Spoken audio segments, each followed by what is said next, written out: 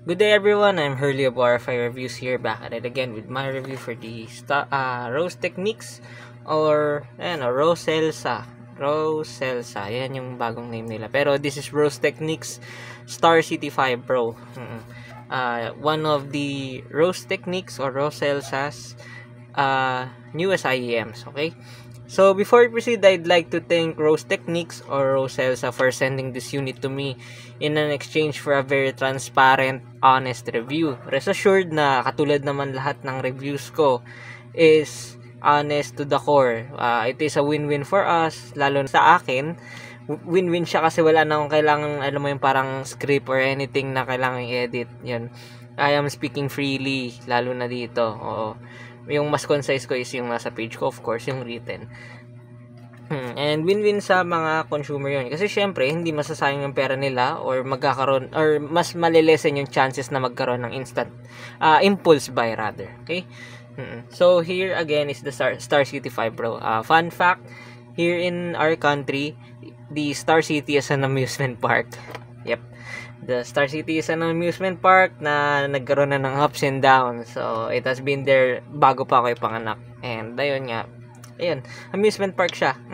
If you know, you know. So, bago tayo mag-proceed sa IEM itself, I'd like to, ko muna yung packaging. As you can see, tinanggal ko na siya sa packaging kasi yung packaging niya is, it speaks class. Para siyang katulad ng Sivgak na na-review ko earlier. Oo.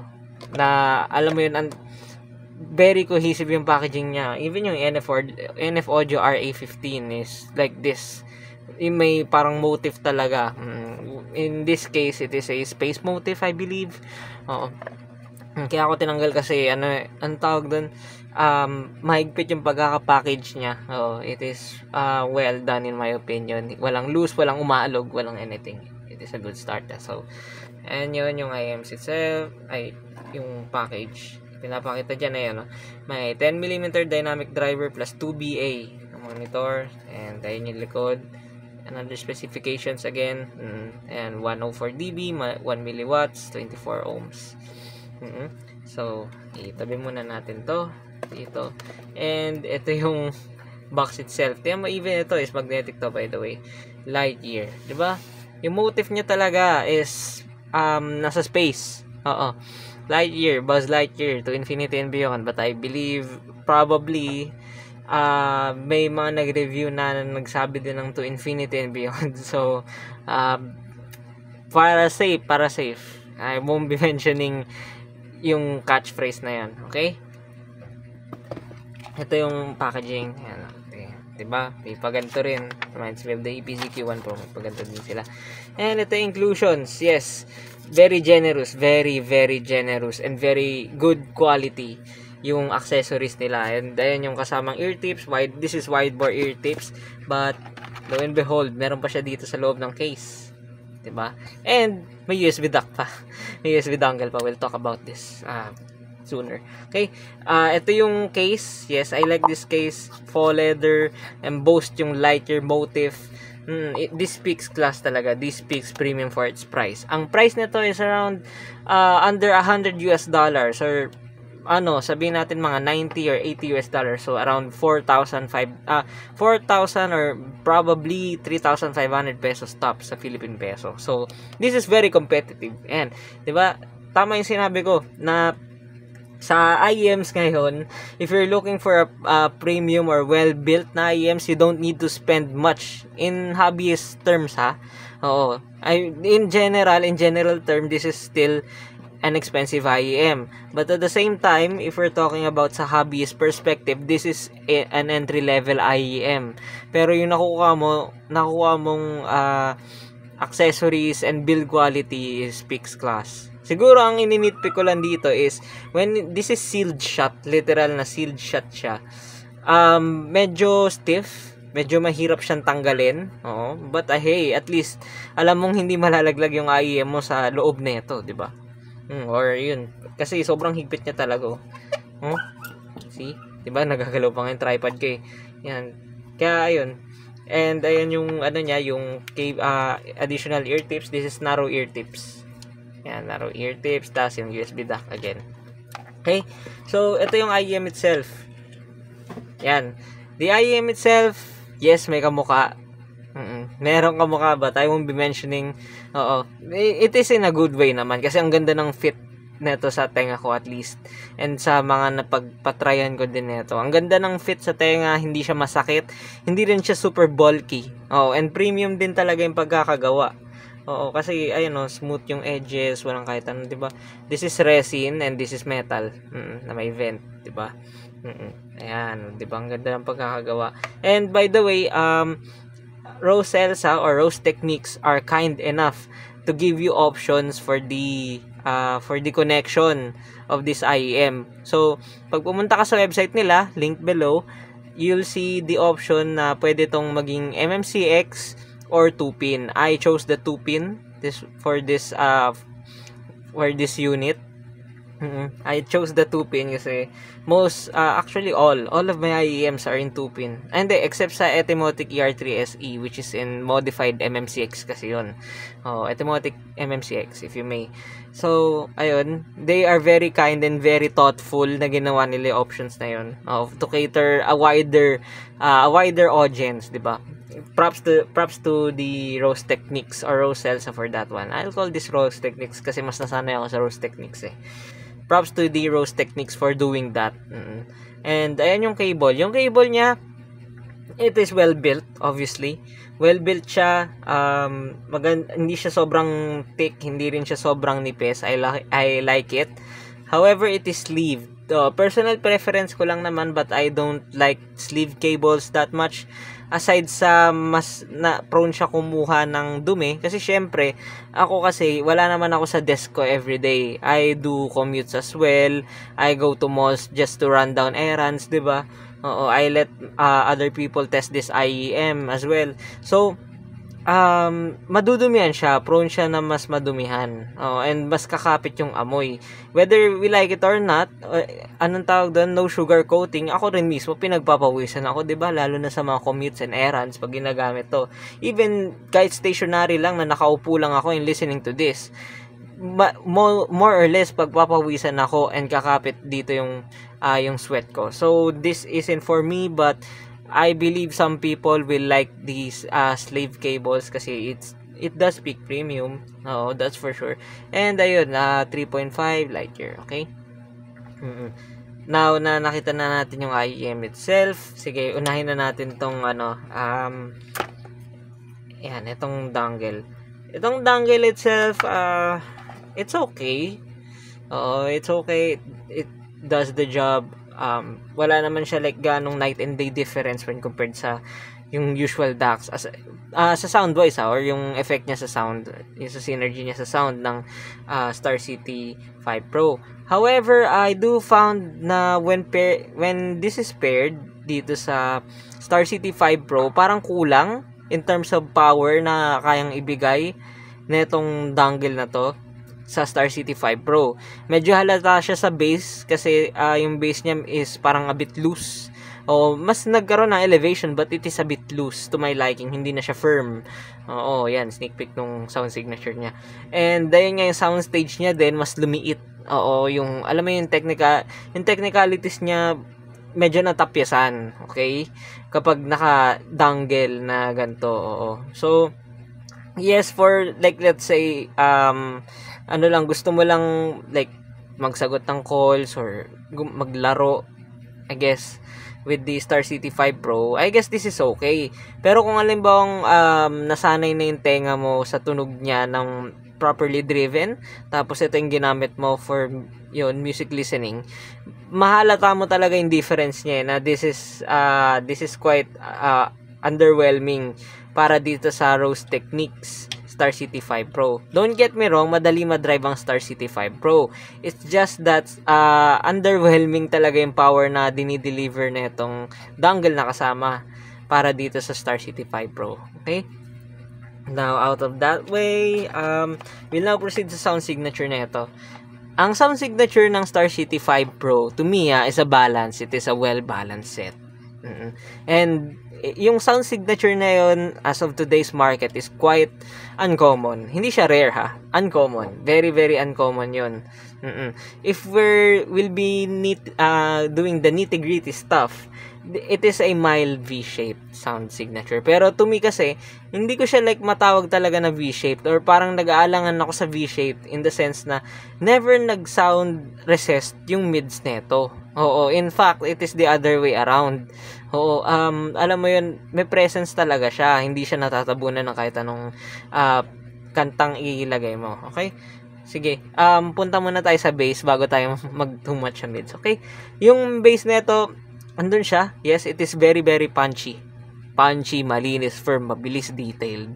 But at the same time, yung mga bass heads at heart and at ears, yung mga bass junkies, will find this sub-bass a bit hindi lacking in terms of quantity kasi yung bass niya itself is hindi naman talaga elevated na elevated. It is mildly elevated at best. Oo, hindi rin, don't get me wrong, hindi nga kulang. Oo, for most people pero yung bass heads at heart, yung sub-bass kasi hinahanap nila. They want it most of the time lingering. They want it most of the time sloppy. They want it most of the time deep. Oo. Paano ko nasabi yun? A lot of people are asking me for that kind of bass.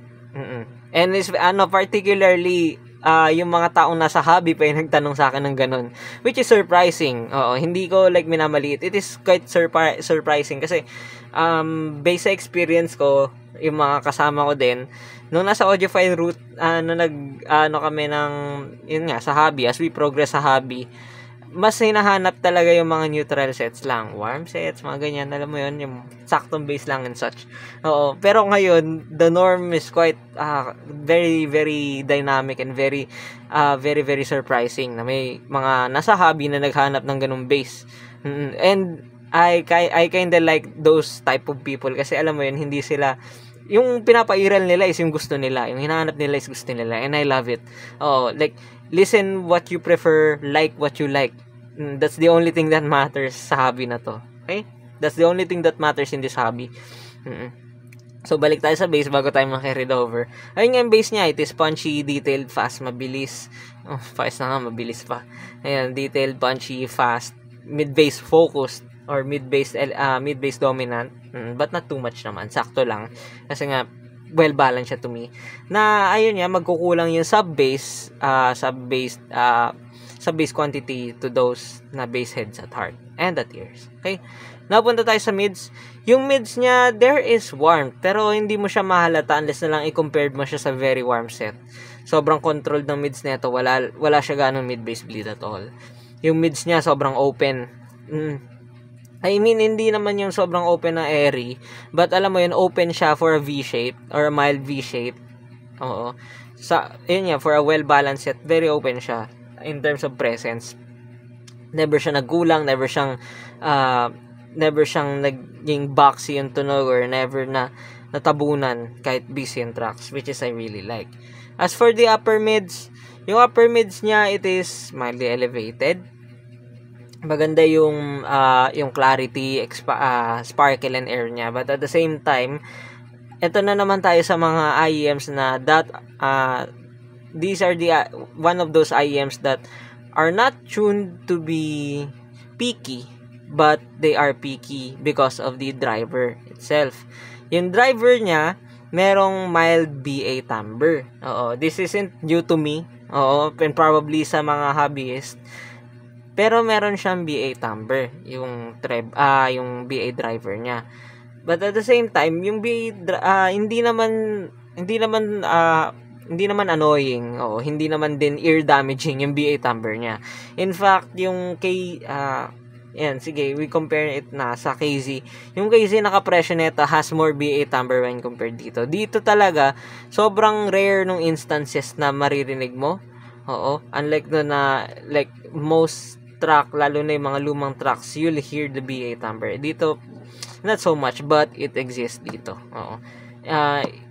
Is it a deal breaker? Depends. To me, hindi. Kasi hindi naman talaga siya like sibilan talaga. So, I can still confidently recommend this to everyone. But at the same time, if super sensitive yung tenga mo talaga sa upper frequencies or sa mga BA timbre, piezo timbre, planar timbre, it can be additional caution or something to look out for. Oo, when considering this IEM sa collection mo or nagagamitin mo everyday. I've heard some reports sa forums ng HeadFi na yung B8 amber can be eradicated or diminished through burn-in. Yan, through burn-in. But I believe na tama na yung 5 days kong brain burn-in with this one and ear burn-in with this one for me to say what I say. I still hear slight BA timbre and ayun yung sasabihin ko talaga. Okay, I can't lie on that. I can't lie about that. And yung 5 days na yun, enough na yun for you to, like, let's say to purchase it, to trade it to something na walang BA timbre. O if annoying talaga yung BA timbre for you neto, which is hindi naman talaga, but you do yung magkakaiba tenga natin, or probably return it nang dahil sa BA timbre na too much for you. Okay? So yun nga ang verdict ko dito sa mids nito. It is well done for a well balanced set in terms of quantity and quality. Oo. I actually like the mids on that one, despite me being a neutral head or a mid-centric person at times. Okay? As for the treble, again, yung treble niya is well extended, very detailed actually, in a good way. Hindi siya clinical din. That is something. Oo.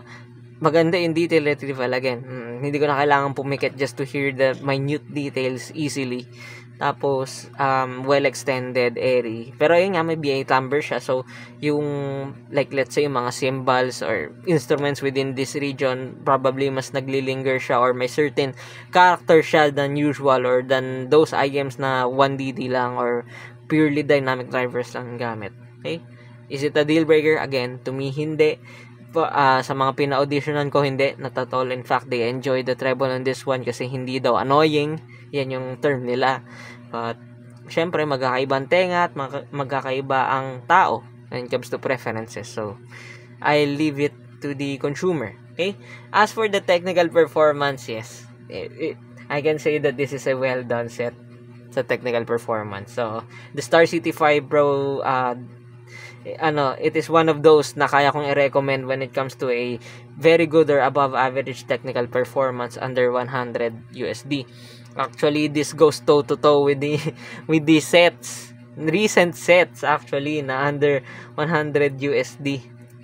Even actually, yun nga, it is really close sa planar territory when it comes to technical performance. Pero syempre, planar is planar, okay? More or less, yung pagiging masinsin is nasa planar pa rin. Pero yun nga, comparing these two, yan, ko-compare ko mamaya sa mga sets na recently lumabas under 100 USD, that sure is something. Lalo na yung soundstage nito, sure, yung soundstage niya is like bilog lang, bog standard, maluwag, yes, pero hindi siya yung bog standard wide, but alam mo yung bilog to me. Ang tawag doon, na nail niya yung hinahanap kong technical performance, na maganda yung layering tsaka yung separation. Actually, this is one of those, ito nga may best rendition nun nung hinahanap kong technical performance na yon. Well layered, masinsin talaga yung yung separation and layering. I really like it, na kahit na na busy na yung track, hindi siya nahihirapan mag-render ng maayos doon. Walang problem doon. Ang linis lang talaga, ang precise. Imaging, syempre, precise na talaga, dead precise. So, sa technical performance, I like this. I like this at under 5,000 pesos, okay, or 100 USD. Heck, even 150 USD, this goes one of the best. Under 150 USD na na-try ko. Hats off. Now, saan natin siya maganda i-compare? Sige, sa mga muna, sa mga yung kapresyo lang halos. Yung Sivgake, for example. Yung sa Sivgake, mas sabihin natin mas controlled or mas polite yung tunog nun. But at the same time, mas soothing, mas relaxing. Unlike nito na versatile siya at best, but at the same time, yung sub-bass nito na yung parang may konting extension per se, or yung may konting rumble, may dagdag rumble, is nasa Sivgake. Yung mids niya, it is more or less the same in terms of presence, pero syempre, may BA timbre to, so there's that. Yung treble niya, mas extended yun nandito, but again, may BA timbre dito. So, there's that. Depende na lang sa'yo kung masakit talaga sa tenga mo yun or hindi. Sa technical performance, mas okay yung nito eh. Mas okay yung separation at saka yung layering. Imaging is about the same. Yung soundstage is a bit wider sa Sivgake, but at the same time, hindi sila night and day. So, it is a matter of preference. Kung ano mas gusto mo, kung wider ba yung presentation o gusto mo mas immersive yung presentation ng technical performance mo. Nevertheless, they are both good performers sa price na to. Okay? And, syempre, yung design din. Yung design din nila is, sabihin na natin yin and yang. When it comes to design, as you can see, ito. Sige, labas ko. Yep, they are yin and yang sa design. See, 'di ba? Oo, kaya 'yun, it is a matter of preference if you want the classic Woody style ng design or gusto mo ng something na ayun nga, Lightyear, space motif, cosmos motif. I guess depends sa'yo. Okay? Now, compare natin siya next sa SIMGOT EA500LM. Yung EA500LM is a wider, brighter sounding set. However, andun talaga may peak siya. There are peaks and mild harshness depende sa track. And compare dito. At saka yung separation and layering niya, medyo flatter yung presentation. I don't know if I am making sense, pero ayun yung ko, unlike neto, maganda talaga yung pagkaka-layer niya. Maayos, masinsin, and ramdam mo talaga. And pareho sila madali mag-drive. Actually, mas madali mag-drive yung Sivgake when compared dito sa Star City 5 Pro, but not too much. Don't get me wrong, pareho silang madaling mag-drive. Like, nung sinaksa ko to sa Tanch Gym Space ko, I only needed 12 out of 100 sa volume. Ganun sila kadali ma-drive. Yung SIMGOT is 10. Okay? Now, compare natin siya sa sa KCC S12 Pro X. Ayan, since nabanggit naman na kanina. Yung ZS12 Pro X, it is mas V-shape siya actually. Mas V-shape na mas mabilis yung decay na hindi naman siya like bright per se, pero mas brighter siya when compared dito. And mas apparent yung BA timbre. Technical performance, they are about the same. Ang pinagkaiba lang nila halos is yung soundstage. Yung soundstage kasi ng ZS12 Pro X is a bit wider yung presentation niya. Wider than deep, actually. Unlike nito, is immersive talaga and I like this. I prefer those type of presentation. Pero yes, both IEM sound-wise, you can never go wrong.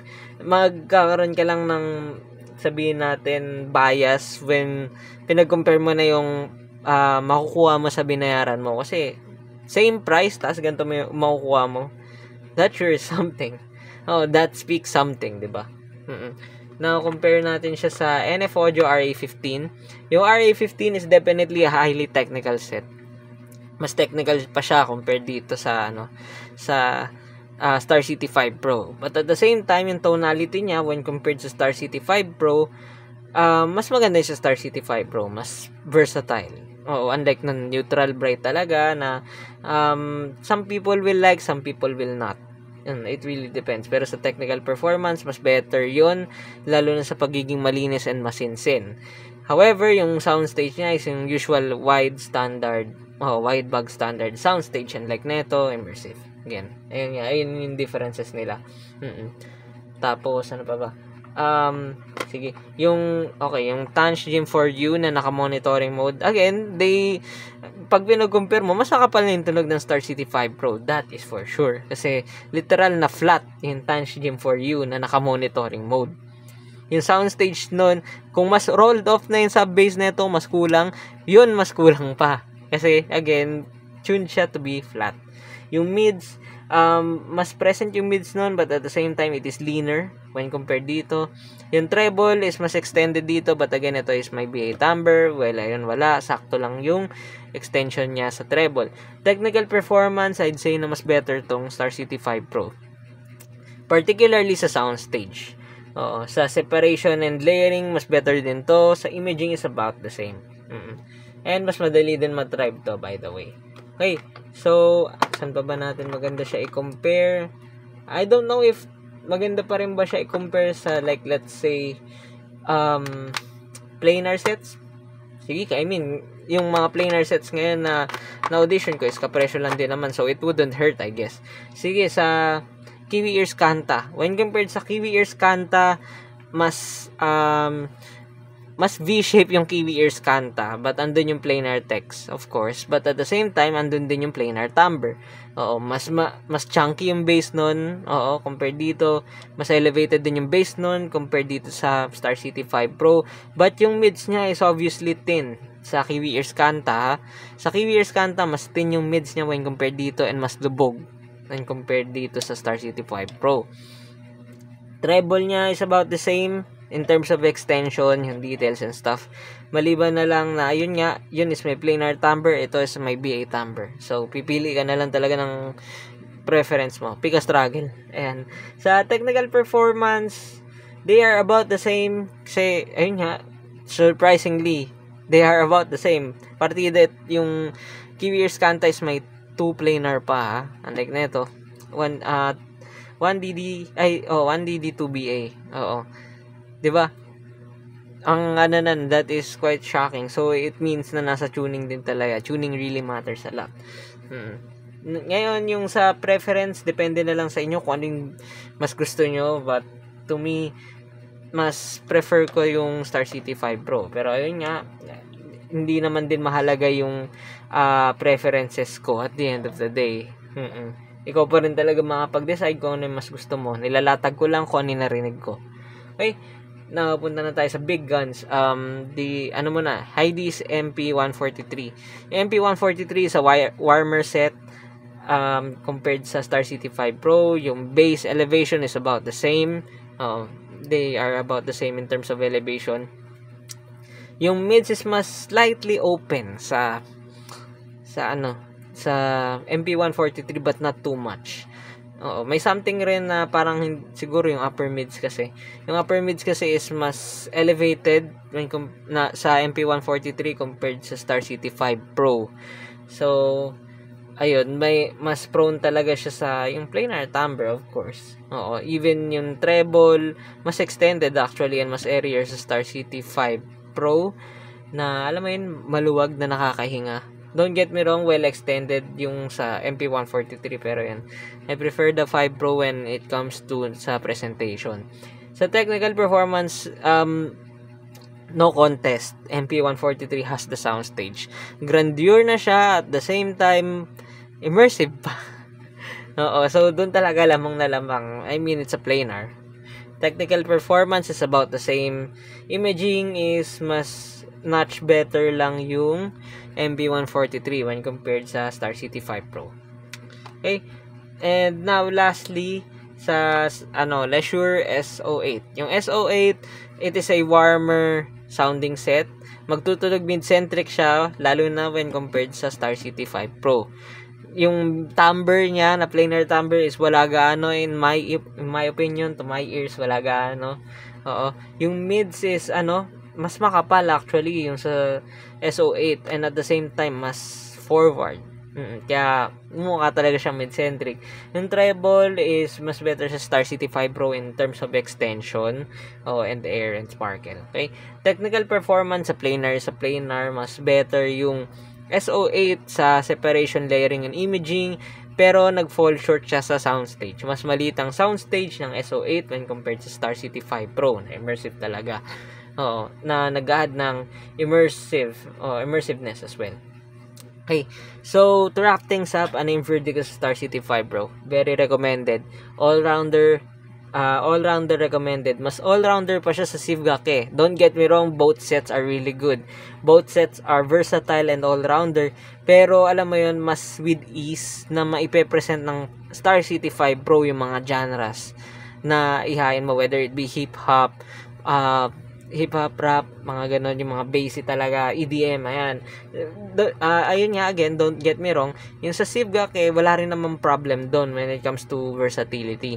It's just that, to some ears, lalo na doon sa yung mga pinagtryan ko or pinahiraman ko neto, nagmukhang mellow yung tunog ng Sivgake sa mga basic tracks or sa mga hip-hop when compared dito sa Star City 5 Pro. So, ayun nga, mamimili ka ng preference mo. If you want a more calmer sound talaga, na versatile pa rin, sige, the Civic has that.